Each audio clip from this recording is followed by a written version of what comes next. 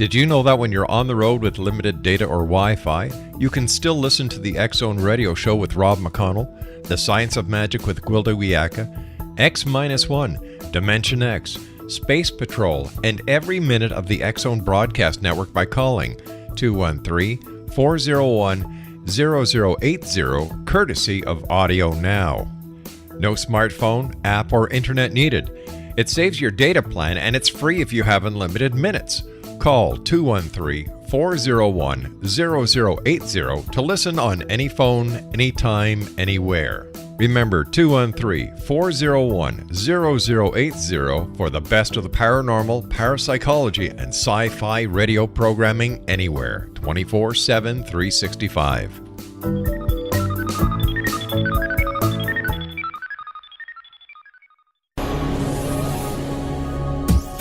This is the X-Zone Broadcast Network, broadcasting worldwide on broadcast affiliates and satellite program providers, including CNN Broadcast Network, Sirius Satellite Network, Star Media, Good News Radio Network, Angel Broadcast Network, Wiki Broadcast Network, and WPBN TV. For more information on the X-Zone Broadcast Network, visit us at www.xzbn.net.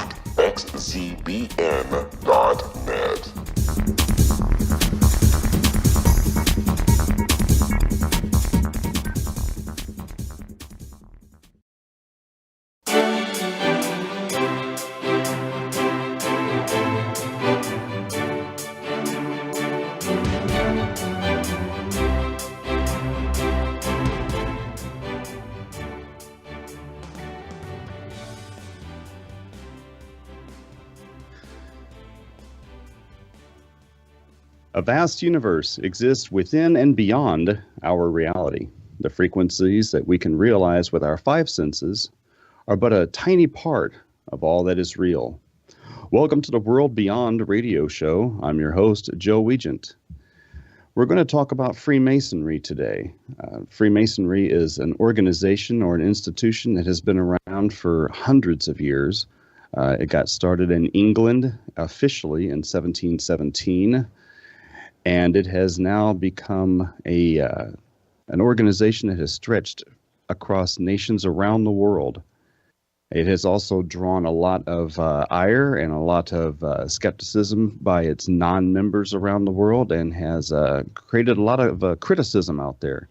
But its roots were honorable, and they have a very lofty goal, which is taking good men and making them better. Our special guest today is John Bridegroom. John Bridegroom is, among all things, he is a Mason's Masons. John has been a member and is still a member of a great number of Masonic organizations. His bio stretches 2 full pages of Masonic activity. And quite frankly, it would take the rest of our show today to read all the things that he has done within and for Freemasonry. Part of some of the things that John Bridegroom has done, he has been the past master of his shrine, his lodge up at Porter Lodge number 137. He is a member of the Aurak Shrine. He has been a member of the Scottish Rite.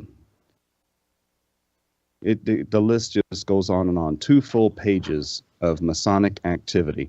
I myself am a Freemason, and currently this year I am the master of my lodge, Evansville 64. And we're going to talk about Freemasonry, its roots, and where it's going to go. John, welcome to the show today. How are you doing? Doing wonderful. Thank you for having me. I really appreciate it.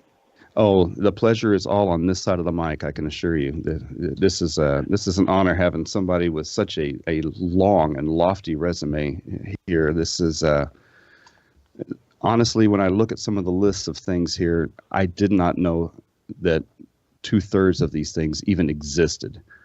Some of them I've heard of, Allied Masonic degrees, and I have been in the Scottish Rite and the York Rite, but some of these things I have no idea what they are. So yeah, you have. I often joke with friends, some people have hobbies that they do in their free time, and this just happens to be mine. So, your dues probably cost you $2,500 a year. I'm telling you, this is impressive. I met John Bridegroom at a meeting of the Lodge of Research last year while visiting the Indiana Grand Lodge, and the talk up there was just amazing, talking about some of the esoteric origins of Freemasonry. So we're going to talk about some of those esoteric things today. John, what is esoteric? What does that mean, and why is Freemasonry so immersed in it? Well, the word esoteric in itself just means hidden. So on that level, it's a fairly simple concept. Something that's hidden is something that's esoteric, and I think that Freemasonry, in its teaching, is esoteric just by its very nature, and I think we'll probably talk a bit more about that as we move on as to why that would be and how it is. But basically, Freemasonry and its teachings have a surface level, and they have a hidden meaning that's underneath, and so that makes Freemasonry itself an esoteric teaching. And this is honestly, one of the things that was said to me early on in my Masonic career, which has stuck with me forever, is that the teachings of Freemasonry are not necessarily proprietary to Freemasonry, meaning that it's just one system among many that teaches the same thing, and all of them do it in an esoteric way. And I think there's an important reason as to why they use that method to teach what they're teaching. Absolutely fascinating. We're going to go to a break here in just a minute, but yeah, I definitely want to get into some of those more hidden meanings and some of the things that Masonry was meant to convey. And I also want to talk about how and why Freemasonry has kind of got away from those things, because that's a big part of our discussion today. Absolutely, and I think that that's something that's important probably for the modern Freemason or the modern scholar of Freemasonry to understand, is that Freemasonry has grown into something precisely, much larger, and we'll get right back to that in just a second. You're listening to the World Beyond Radio Show. I'm your host, Joe Weigant, and we'll be right back after a few moments and talk about esoteric Freemasonry. Stay tuned.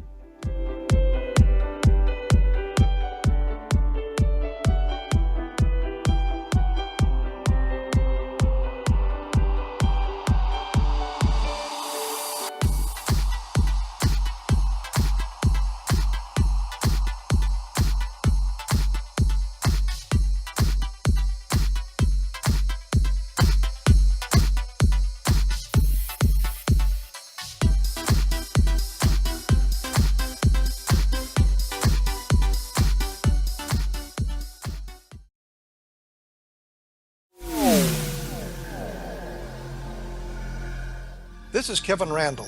For nearly 30 years, I have been investigating the case of the Roswell UFO. I have interviewed hundreds of people and stood on the crash site. Now in Roswell in the 21st century, I have reviewed dozens of hours of audio and videotaped interviews, examined hundreds of files that relate to the crash, and have returned to Roswell in an attempt to put all that information into the proper perspective. For the first time in Roswell in the 21st century, I have made a dispassionate reevaluation of all that material and provide a new look at what happened. This is a book that clears away all the clutter that has hidden the truth for so long, strips away the various lies that surround the case, exposes the Air Force attempts at cover-up, and found a core of solid information that tells us all where the case stands today. Roswell in the 21st century will be available in just a few weeks. For more information, please visit my website at www.kevinrandall.blogspot.com.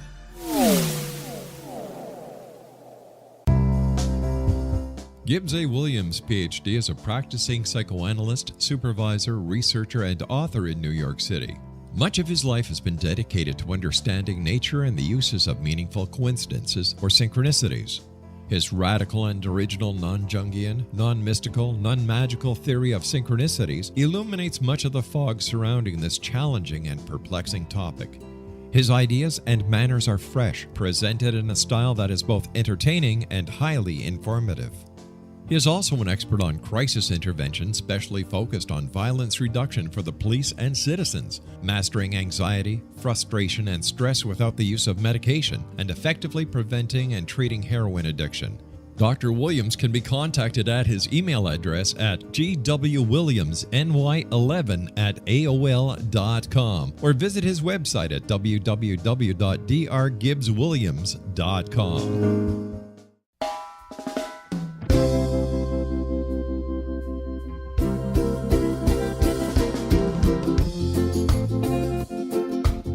This is Johanna Carroll, host of Dialogue with Divinity on the X-Zone Broadcast Network. While walking along Kaanapali Beach in Maui this past year, I kept discovering all these shells and coral in the shape of hearts. My dialogue with Divinity was very simple. Do you want me to do a retreat to heal people's hearts in Maui next year? And of course, the answer was yes. As a master spiritual teacher, I am offering you a neat retreat called Rise, May 8th through the 12th, 2017, and the chance of a lifetime to rest at a 5-star resort for 5 days and experience a spiritual renewal of your heart and soul. Kaanapali is one of the top 5 beaches in the world. This stunning resort has undergone a $40 million renovation. I walked the entire property, checked out the room choices on your behalf, and I must say it is stunning. Our conference room faces the ocean with sliding glass doors. Maui is known as Mother Maui because it is a soft, gentle, healing energy. In the embrace of Mother Maui, you will feel yourself rising from the limitations of an ordinary life to an extraordinary journey of peace, bliss, and harmony. A greater sense of clarity. Our Rise retreat ignites renewal in the sacred elements of air, water, earth, fire, and wind. There's plenty of free time to enjoy all that Maui has to offer. A small deposit is required now to reserve your space, as this retreat, it will sell out. For more details, please go to johannacarroll.com and register today. Aloha, and I'll see you in mystical Maui.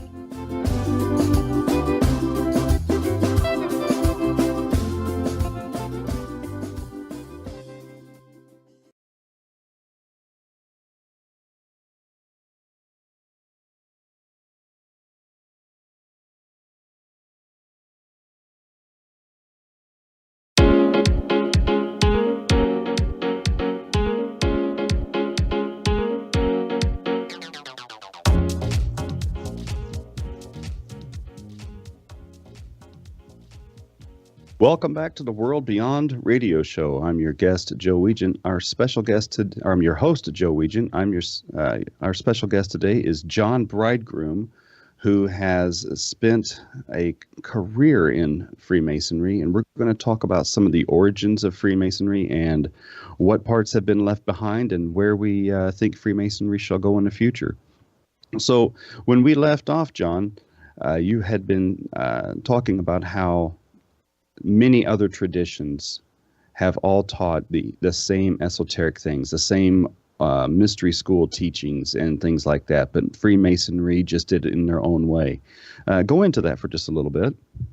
Well, I think that, you'll see the method of teaching, the esoteric method of teaching, is present in all of the mystery schools, which is a term that sort of encompasses a lot of the ancient traditions, Egyptian mystery schools, Hermetic mystery schools, Rosicrucian mystery schools, all of those sorts of things. But it's also encompassed in really most of the world's religions as well. And so going back prior to formalized education, you had these systems of teaching which taught with the language of allegory. And I think that is probably one of Freemasonry's strongest assets, is teaching its students the language of allegory, because once you have kind of come to realize the language of allegory and understand it and see it, then the door opens to all of these ancient mystery schools and ancient religions and modern religions, and you can start to really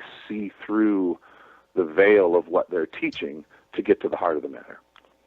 So can you give me an example of something that is taught by allegory? Well, certainly, all of the Masonic teachings fall back into teaching by allegory. And by that I mean that they tell you a story, and in that story is an underlying truth. So, for example, in Freemasonry, we are taught the legend of King Solomon's Temple. And we're taught about the building of King Solomon's Temple and the architect of King Solomon's Temple, and ultimately the death of the architect and the archetype of beauty and understanding. And what we know in Freemasonry is that we're not actually being taught a historical lesson about how to build a temple, or a historical lesson about what happened surrounding the erection of King Solomon's Temple. We're being taught how to build the temple of man, and we're using the language of architecture and applying it to the science of character building. And I always laugh. You hear the new Mason come in, and he wants to know, is Hiram Abiff real? He wants to know what's the historical context? Where's the story that I can find out who this guy was and how it was? And really, that's unimportant, because what's important is how do those lessons apply to building the temple of man and erecting the temple of your own life with an end goal, which I think ultimately is spiritual. Yes. And you'll see the same thing in religious teachings. And, sometimes you have to be careful in discussing those types of things to keep from offending, whether you want to say that this religious teaching or that religious teaching is allegorical as opposed to historical. Sometimes you can offend the person that you're talking to, but there's an old Hermetic saying that the lips of wisdom are closed, but to the ears of understanding. And that ultimately speaks to the allegorical nature of the things that we're discussing. Absolutely. There's just some things that cannot be taken literally, especially when it applies to improving a person's life and improving a person's standing not only in the world, but before the eyes of the Creator. Well, I'll tell you why it's important, in my opinion, and that's that humans, in their very nature, learn by doing. For example, say you have never tasted an orange. I could tell you all day long what an orange tastes like, but until you taste the orange for yourself, you don't know it as a truth. And we tend to be creatures that learn by doing as opposed to by being told. So this is the purpose of teaching with allegory, because when you teach with allegory, it allows for the moment of personal discovery in the student himself, which then cements it as truth in his mind. So you can teach the story on the surface, and they can learn the story on the surface, but until they dive in and can learn the purpose of the allegory, then they discover the truth for themselves, and it cements itself in the human psyche. And so to me, that's the purpose of teaching with allegory, and why both religions, mystery schools, and the tradition of Freemasonry use this as a teaching tool. Amazing. So, since Freemasonry is esoteric in its nature, but it doesn't announce that it's esoteric in its nature, what's the takeaway from that? I was asked to speak one time in a very interesting situation, and I had a group of non-Freemasons ask me why we keep the secrets that we do.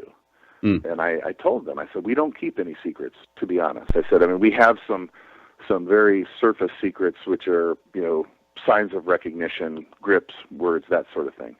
But those really don't have a lot to do with the teachings of Freemasonry themselves. And I said, I'll tell you anything you want to know about what we do as Freemasons. And they said, well, that doesn't make any sense. Why do you keep it secret? And I said, it's not secret. It's just that you're not ready to hear it. And that's really kind of the way that most of these revelations happen. So you want to tell somebody that, we as Freemasons are just trying to make good men better, and that sounds ridiculous to them. Well, why would you be doing that behind closed doors? Why would you have these elaborate rituals? Why would you do all that? Because they don't want to accept that at the heart of it is just a system of morality to teach us to be better men to our fellow men and our communities around us. And until they're ready to look at that plainly and see it, it becomes the open secret of the world, you know? Outstanding. Unfortunately, that secrecy has it's cost us a lot of problems over the years, especially lately. Sure. Traditionally, people will destroy what they don't understand. Mm-hmm. And I don't know if that's, if that's fear or self-preservation, but when you're on the outside looking in and you can have that flight of fancy that the people behind closed doors are plotting your own destruction or your own demise, and you can't accept the fact that what they're doing there is really kind of, simple, and at the heart of it, what the human condition is designed to do, which is to work together and help each other and support each other, then you want to shut it down because you feel it's something that you're not a part of. And I think that, it's a perceived secrecy, and it's that perception, that misperception is what's caused a lot of the attacks upon the fraternity over the years. I always joke around that Freemasonry is so secret that we all wear rings and stickers on our cars and T-shirts and hats to let everybody know that we're Freemasonry because that's how secretive it is. Truthfully, I think that the heart of the aggression towards Freemasonry actually started with the Bavarian Illuminati in Germany. Mm-hmm. It makes sense because the Illuminati has become the buzzword for the secret society. But it's really such a brief sliver in the history of the fraternity and initially had nothing to do with the fraternity. But the founder of the Bavarian Illuminati, Joe Weishaupt, used the Masonic Lodge as sort of a fishing ground. He went out there and called Freemasons and held meetings within Masonic lodges and things like that for his group, and ultimately was banned from Germany for doing so because it was at a time of political unrest. And I think that that's been sort of a brand that's been stuck to us for way too long. Yeah, I was going to get into that later about how Freemasons have been connected to the Illuminati, and that kind of cleared part of that up. Of course, the Illuminati has now been attached to any part of any government that's trying to act outside of a government, and unfortunately we keep getting lumped in with that kind of thing. Absolutely, yeah. So with it being esoteric and with Freemasonry trying to teach these lessons of morality, what does Freemasonry give its members when they walk in the door? That's an interesting question. I think that you hear a lot of talk of membership and things like that within the fraternity and concern over the size of the fraternity and people coming and not sticking around, that sort of thing. And I think a lot of it revolves around that specific question right there, because if you were to ask me plainly what does Freemasonry give its members, my answer would be nothing. And that's what we should really be telling people that join Freemasonry, is that Freemasonry is going to give you nothing, because Freemasonry is a philosophy and a science of discovering for yourself. We say we take good men and make them better, and I think that is incorrect. I think we take good men and give them the tools to make themselves better, because ultimately, the mantra of Freemasonry and of most of the mystery schools is to know thyself, is to look within and find the deeper truth inside yourself. And what does that mean? And how does it, what are the ramifications of the world around you once you can get to that point? There is no secret. There is no one answer that when you join Freemasonry, they're going to pull you into a side room and say, here it is. Congratulations. Now you know what you need to know. It's a lifelong journey that, where you end probably depends largely on where you start, Yeah, I think Ben Franklin said that, where he said, if you're looking for the wages of Freemasonry to be gold or wages or partnerships or business deals and all that, you're looking in the wrong place, because that's not what we're here to offer. Absolutely. Of course, I'm paraphrasing and I butchered it, horribly, but that's basically what he was trying to get across, is that you don't come here looking for, sweetheart deals behind the closed doors and guys giving each other discounts and things like that, because it's just not going to happen. It's about what you're doing for yourself. Absolutely. And we are conditioned into a material world, from birth, really.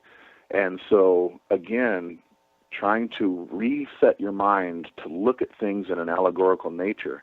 When you talk about the wages of Freemasonry or the treasures of the Templar, none of these were intended to be monetary gifts. None of these were intended to be, buckets of gold hidden away in the caverns somewhere. These were the things that would turn your life around and create a spiritual gold, which largely is the teachings of alchemy as well. I mean, and we'll probably get into some of that, but, the Hermetic philosophy, which is the foundation of the science of alchemy, is the same as Freemasonry. It's the exact same teachings, but using the language of the chemist as opposed to the language of the builder. That is great. And I definitely do want to get into the alchemy and the Hermeticism as soon as we get back from our break. You're listening to the World Beyond Radio Show, and I'm your host, Joe Weigant. We are talking this hour with John Bridegroom, and we are discussing the esoteric nature of Freemasonry. And we'll be right back in just a few minutes. If you wish to get a hold of John Bridegroom, you can reach him on his website, www.themasterscraft.net. Hang around, folks. We'll be right back in just a second.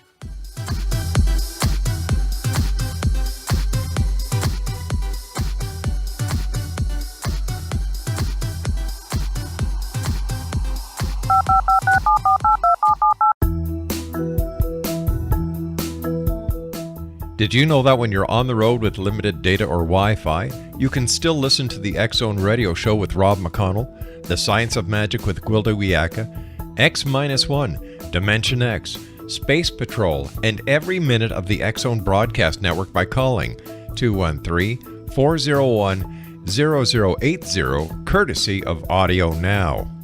No smartphone, app, or internet needed. It saves your data plan, and it's free if you have unlimited minutes.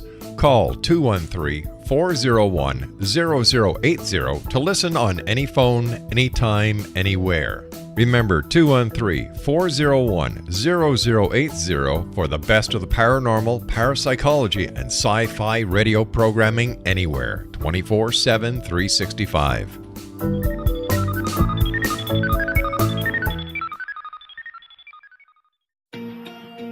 Wouldn't you love to know the secret to everything? Well then, meet Dr. Kimberly McGeorge and her cutting-edge breakthrough knowledge that combines science with possibility. Dr. Kimberly brings real-life answers and healing to those open to alternative solutions. She teaches solution-based programs and classes that will change all areas of your life forever. Specializing in conscious creation, intuitive readings, and energy medicine, you can rapidly shift health, relationships, business, and money in abundance challenges quickly. Receive her best-selling book, Secret to Everything, at no cost by going to secrettoeverything.com/X-Zone. That's right, transformation can start now. Just go to secrettoeverything.com/X-Zone and receive Dr. Kimberly's book for free.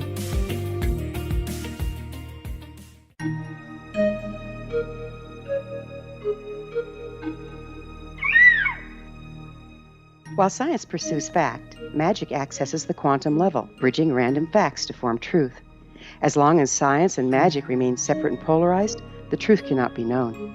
I'm Gwilda Wiyaka. Join me on the Science of Magic radio program, dedicated to unification and evolution of consciousness. During each episode, I'll be speaking with experienced and respected scientists and mystics.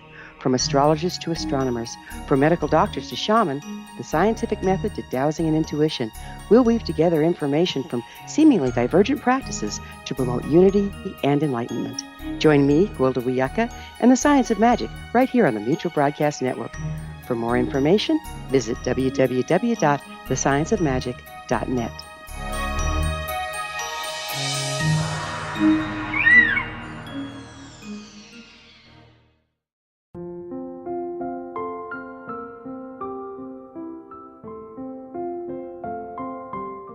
I am Dr. Carl O'Helvey, founder, president of a new cancer foundation focusing on evidence-based physical, mental, and spiritual interventions, including natural cancer cures, prayer, meditation, affirmations, nutrition, and other related holistic cancer prevention and cure modalities.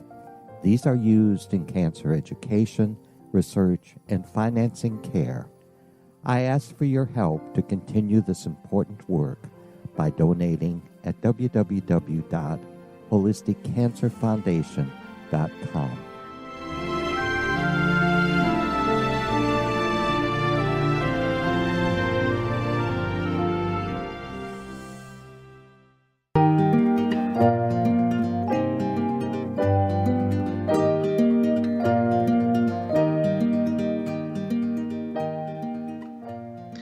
Welcome back to the World Beyond Radio Show. I'm your host, Joe Weigant. We're discussing esoteric Freemasonry with John Bridegroom.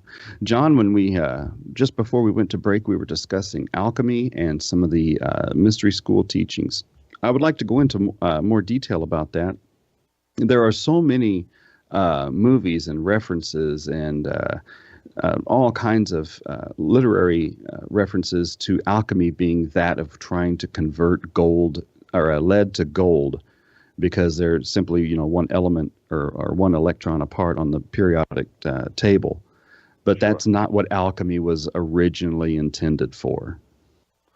No, I don't think so. And in my opinion, it suffered the same fate as, Freemasonry on the surface level. Its exoteric teaching was converting lead into gold. And I think that especially, during the medieval period and the Enlightenment, there were plenty who spent their lives trying to perfect the science of converting lead into gold for monetary gain. You hear stories of practicing alchemists being basically imprisoned by the lords of the land and sticking them away in a laboratory and forcing them to try and create gold for the monarchies.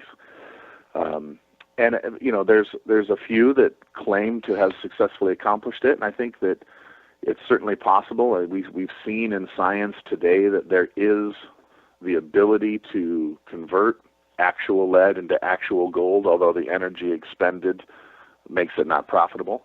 But ultimately, the teachings of alchemy originally, I don't think, had anything to do with that. And I think that's the reason why, if you try to become a student of ancient alchemical texts, you'll find it maddening, because the language they used was not consistent across the board, which doesn't really lend itself to scientific experiment, but it does lend itself to an allegorical teaching of changing the base man into spiritual gold. It's the changing the lead into gold is similar to the rough ashlar to the perfect ashlar in Freemasonry. So is that the foundation of some of the mystery school teachings? Well, I think that if you look back at many of the ancient mystery schools, what you're going to find is the foundation is Hermeticism, which is really probably the earliest example of a theosophy, which is a religion and a philosophy sort of mixed into one. Mm-hmm. And all of the Hermetic teachings are attributed to Hermes Trismegistus, which some say equate to the Egyptian god Hermes. Some say that it was an Egyptian teacher and philosopher, and his teachings are the foundations for both the science of alchemy and Hermeticism itself, which is the basis of much of the ancient mystery schools. Some of the writers of the early 20th century, Madame Blavatsky, Aleister Crowley, Gerald Gardner, they all adhered to the mystery school teachings. And of course, Madame Blavatsky could not have been a Freemason at the time, but Gerald Gardner at least got his first degree, and Aleister Crowley and his contemporaries were all Freemasons as well, but they adhered to some of these mystery school teachings. Did they bring those things into Masonry, or did they take Masonry and apply it to the old schools?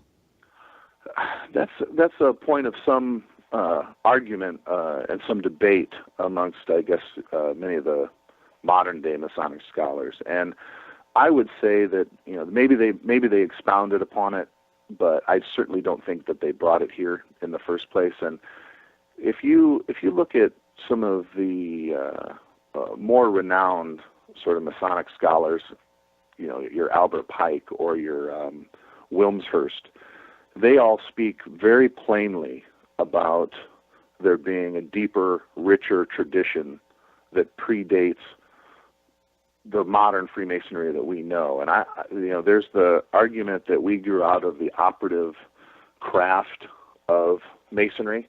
Mm-hmm. I don't think that that's true. I believe that we adopted the structure and symbolism of the operative craft of Freemasonry to perpetuate the teachings of the ancient mystery schools. And really, you can see the definitive change around 1725 with Anderson's constitutions and the creation of the third degree. And that's where we really start to see Freemasonry take the form of an ancient mystery school. And I think, it's important to know, and I don't think Aleister Crowley is a touchy subject with a lot of Freemasons, and I don't think he was ever a regular Freemason, which we probably don't need to get into a discussion of clandestine or irregular Freemasonry here, but certainly he was as educated as any Freemason of the day and worked very closely with several prominent Freemasons who also were prominent in things like the Hermetic Order of the Golden Dawn or the August Order of Light or the Rosicrucians of the day. So. Absolutely. Yeah, he didn't, as brilliant as he was and as prolific a writer as he was, he didn't do the world and some of the organizations that he was a membership, he didn't do them any good by, trying to go out and become the world's most wicked man. Yeah, and it's also fascinating to know that, he was doing all of this at the turn of the century, late 1800s, early 1900s. It's an insane time frame for the things that he was doing and accomplishing, Yeah, and, that also speaks about the level of enlightenment across the world, because while he was in Europe doing those things, you had Madame Blavatsky and you had Manly Hall and you had some of the other theosophists in America expounding the same principles. Absolutely. And I think that, Madame Blavatsky, again, here's a situation where you've got someone who was not a Freemason, but understood and was able to really competently lay out all of these ideas and philosophies outside of the structure of Freemasonry. So again, you see that, it's not necessarily proprietary to what we are, but we are just another branch that teaches the same things. Yeah, I think I had read somewhere that while she wasn't capable of becoming at the time, a modern Freemason, she had been inducted into several Masonic type organizations, out of which she created the Theosophical Society. So she had an intimate knowledge of how the structure of Freemasonry works, even a part of the rituals, but was not a member of the all-male Freemasonry organization and institution that we know today. Sure. I think that Aleister Crowley gets a pretty heavy rap from folks looking at and calling himself the great beast and doing the things that he did, but certainly this direction in life is not an easy one. And you start dealing with concepts and notions that are outside of your everyday teachings and everyday lives, and the idea that you can have control over the world around you and mastery over yourself. And I could see it's a very thin line to be led astray. And I think that, in my opinion, Aleister Crowley went down a dark road, which is sort of the antithesis of the teachings of Freemasonry. But others would argue that, but I don't know. Yeah, that he definitely had his own way of going about business. That's a good way to put that. Yeah, but he brought those things to and took those things from other orders like the Order of the Golden Dawn, and really took concepts like terosophy and wrote his own cards and created some of his own artwork and did a lot of his own things, but he did that out of a structure of Golden Dawn and Freemasonry and some of these other organizations like that where he had been member. Yeah, and I think that he's misunderstood in a lot of ways too. I mean, certainly he had his insane escapades. You can't deny that. But I think that he understood at a fundamental level the notion of these mystery schools and his, the creation of his own religion, essentially Thelema, and the slogan or catchphrase of that, "Do what thou wilt shall be the whole of the law." Exactly. I think that's misunderstood because I think ultimately he's speaking a great truth there, and people think that what that phrase might mean is you can do whatever you want. I don't think that that's what intended. I think what he was saying is do what thou will. In other words, the will of the individual. If you follow the true will of the individual, that's the only thing that there is. And ultimately, I think in a Hermetic science, the idea that the universe is mental, the power of the human will, the power of the vibration of the human will becomes the only thing that's true as far as mastery of the self and mastery of the world around you. And I think that that's what he was getting at with that, although it's greatly misunderstood even by his own followers. I tend to agree with that. I think that a lot of his escapades that brought him the negative light was just a means by which he was simply trying to attract attention to himself so people would listen to his message. Kind of like in the same way that, Ozzy Osbourne would, bite the head off bats on stage and all that. And everybody said, wow, here's a guy who's going way out there. But it got people into the stands buying tickets. So it's exactly that kind of attention-grabbing thing that, I have to be so outrageous and so over the top just to get you to listen to what I'm trying to say, because what I have to say is important. And he was, really trying to propound some of these mystery school teachings, and he wasn't the only one out there trying to get this message. It's just I think he went so over the top trying to get attention to it that it caused him a bad rap. Sure, and you can't deny the fact that, here we are 100 years later, still talking about the man, and he still has had a large effect on, esoteric societies across the world. So, there's certainly a level of success that you have to attribute to the man. Precisely. And out of, those kinds of philosophies, you've got Steiner with the Anthroposophical society that he created, which was still, a branch of the same kinds of teachings. Sure, yeah. And, all of these societies and groups have a real affinity to the process of initiation, the process of awakening the individual into a new world, Absolutely. And I was going to save that question about ritual and initiation for our next segment, because we're going to be going into a break here in just a moment. But yeah, I definitely want to touch on why so many of these organizations rely so heavily on the process of initiation and ritual. So yeah, we'll get right back to that in just a second. You're listening to the World Beyond radio show. I'm your host, Joe Weigant. We're having a fascinating discussion with our guest today, John Bridegroom. And we're picking up all bits of history of the Hermetic and esoteric teachings of the mystery schools and how they apply to modern-day Freemasonry. And we'll have a lot more of that when we come back in just a minute. Stick around. We've got a lot more to discuss. We'll be right back.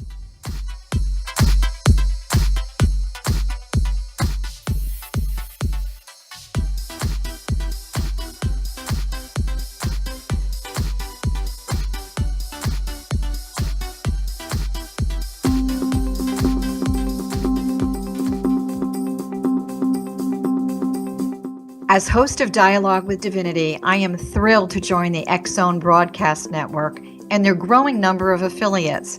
My quest for a connection to the divine ignited my successful career path as an international spiritual counselor for over 40 years, an author of 4 books, and well-known metaphysical educator. My clients call me their spiritual mama. So my job is to offer you a radio show to help you grow spiritually with wisdom and get specific tools from guests who are experts in their field.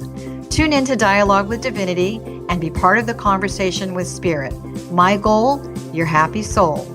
For more information, please visit my website at johannacarroll.com.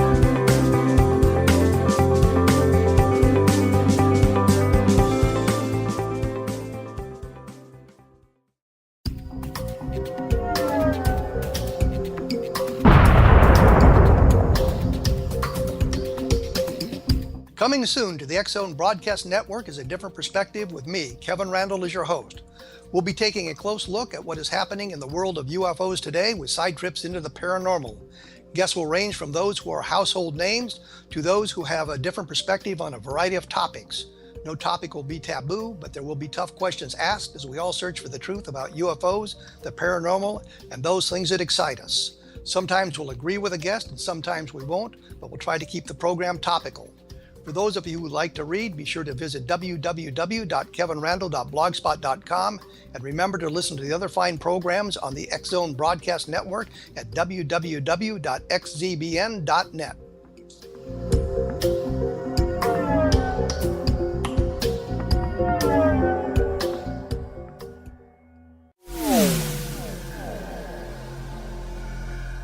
This is Kevin Randall.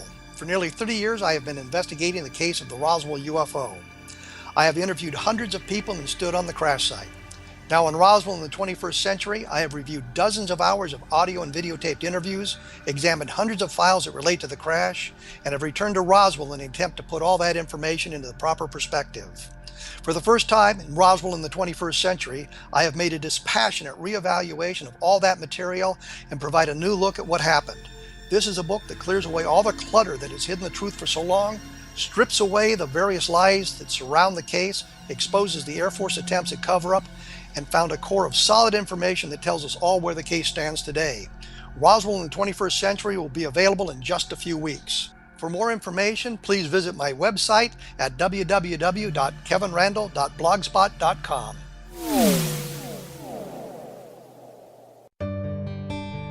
Afterlife expert Roberta Grimes was the first one to say that dying can be fun. Now her best-selling book, The Fun of Dying, is available in stores worldwide. So if you wonder whether death ends life, how it feels to die, or what heaven might be like, The Fun of Dying was written for you. And if you have always been afraid of death, or if you worry that your life has no meaning, let The Fun of Dying ease your fears and bring new meaning to your life. Nothing said in The Fun of Dying is based on the teachings of any religion. Instead, Roberta draws on evidence to explain how death happens, how it feels, and what comes next. A lot of the best death-related evidence was produced in the first half of the 20th century. When it is put together with recent discoveries, it tells a consistent and amazing story. Roberta Grimes blogs and answers questions at robertagrimes.com. Her wonderful book, The Fun of Dying, is available on Amazon and at stores worldwide wherever books are sold.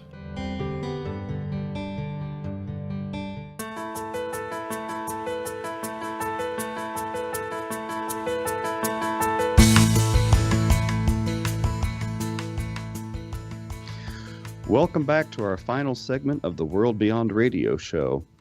I'm your host, Joe Weigant, and we have been talking for the last hour about esoteric Freemasonry with our special guest, John Bridegroom. Our show is produced and carried by the X-Zone Broadcast Network and Relmar McConnell Media Company, headquartered in Hamilton, Ontario. For more information on the X-Zone Broadcast Network, visit www.xzbn.net. If you wish to contact me, you can reach me at my email address, joeweigant@xzbn.net. That's Joe, Weigant, @xzbn.net.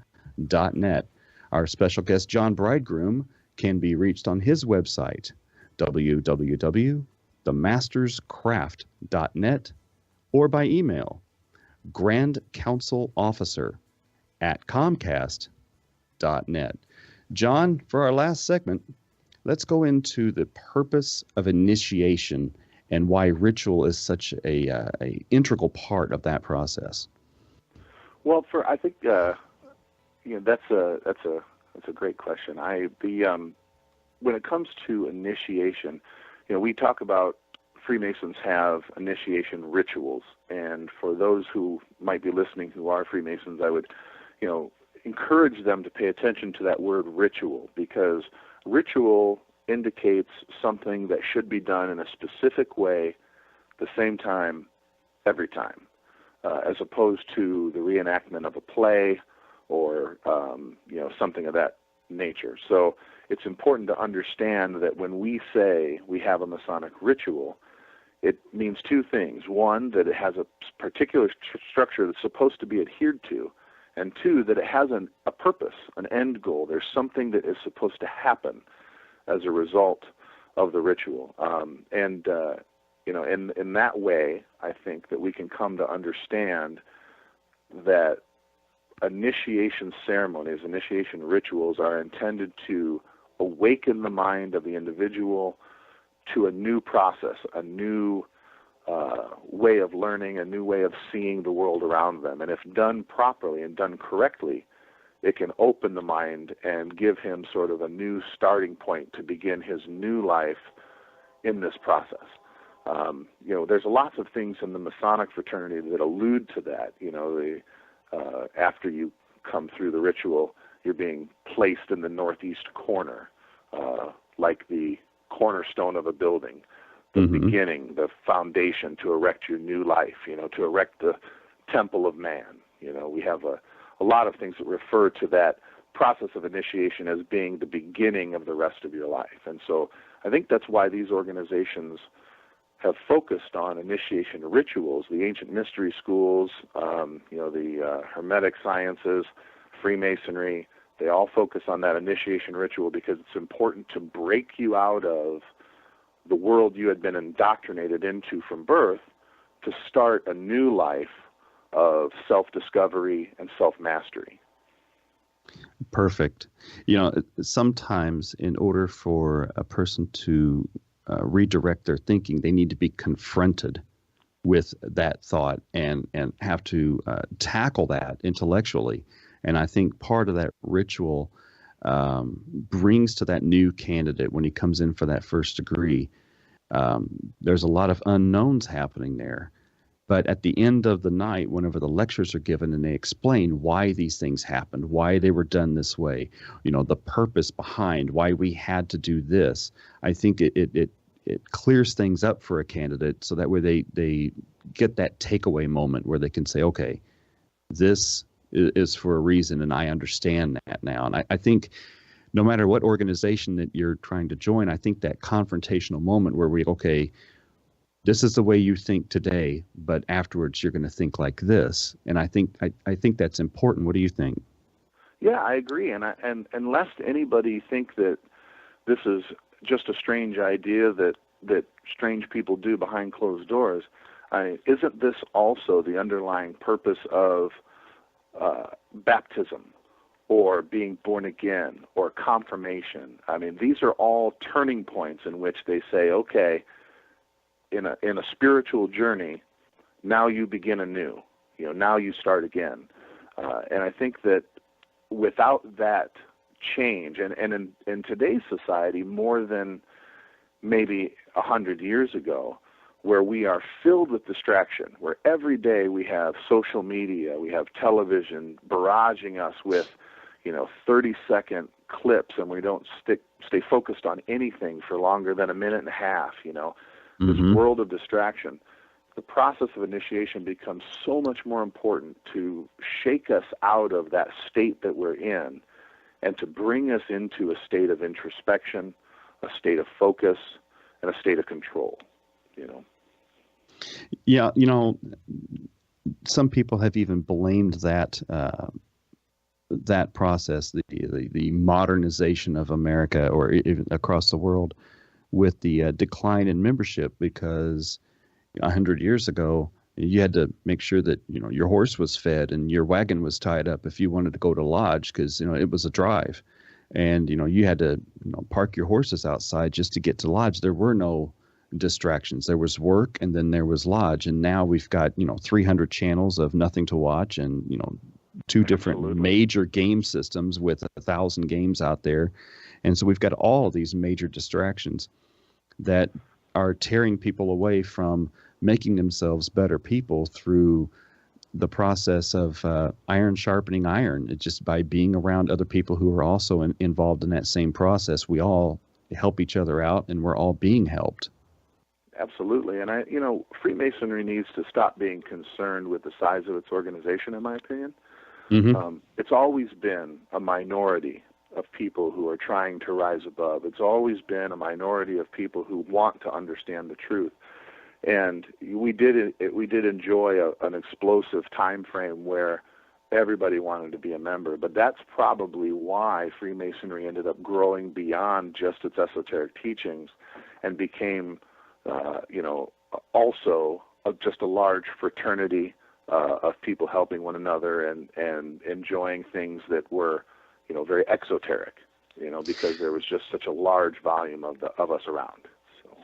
Yeah, but I think a lot of that growth during the time period can be attributed to a lot of servicemen coming back from World War II who had all been through this traumatic experience, and all had similar kinds of experiences, and they were all military men who had been trained to think and do certain things a certain way. And when they came back, here was another organization outside the military that had the same nationwide stability.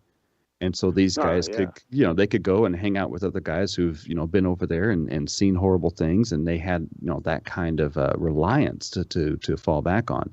And when those guys, stopped coming to lodge, the membership went back down to where it was before.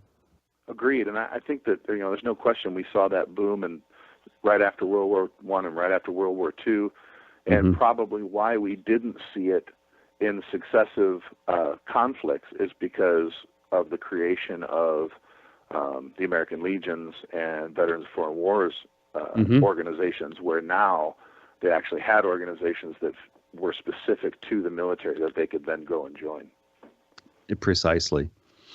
So what do you say to those folks out there who, without knowing what Freemasonry is, want to attribute it to trying to, do this Illuminati taking over the world thing? I always joke that, we're trying to take over the world one pancake breakfast at a time. Because, I still can't convince people that, no, it's just Indiana Freemasonry. There's no worldwide organization. Well, I think that, the teachings of Freemasonry, the teachings of any of the mystery schools are actually counterintuitive to that notion. We're not concerned with controlling other people. We're more concerned with learning how to control ourselves and change our own personal worldview. So we do a disservice to ourselves constantly by saying you should join Freemasonry because, look, 14 presidents were Freemasons, or these famous people or these successful people were Freemasons.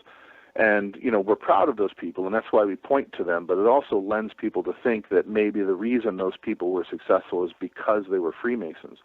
It's actually quite the opposite. I mean, I remember before I joined the fraternity, I thought to myself, well, I've never seen a poor Freemason, so that they must be have some secret that makes them all successful and wealthy. And the secret is that if you learn to control yourself and you learn to be an upstanding moral person, and you start treating everybody the way they should be treated, you can't help but be successful. You can't help but grow and become a better person and do the right thing if you apply the teachings of Freemasonry to your life. So ultimately, those people were successful people who found Freemasonry. Freemasonry didn't make them presidents and didn't make them celebrities, I always say the same thing. Were they good people because they were Freemasons, or were they Freemasons because they were good people? Right, absolutely. But I think Freemasonry gives them that vehicle through which they can apply the good parts of their lives and learn how to do it more effectively, more efficiently, and to do it with the support of other people along that same path. Yeah, I couldn't agree more. I mean, I think that, at least for myself, I can say that the teachings of Freemasonry have changed who I am as a person, and they've taught me to, control the things in my life in a way that's beneficial to everybody around me, not just myself. Absolutely. It's really not a selfish ideology, even though the goal is to know yourself. The purpose is to improve the life of everyone around you. Couldn't agree more. Thank you for listening to the World Beyond Radio Show. I'm your host, Joe Weigant, and we've had our special guest, John Bridegroom, and we have enjoyed having you with us today. Keep tuning in. We'll always have something interesting to say. Thanks a lot, folks.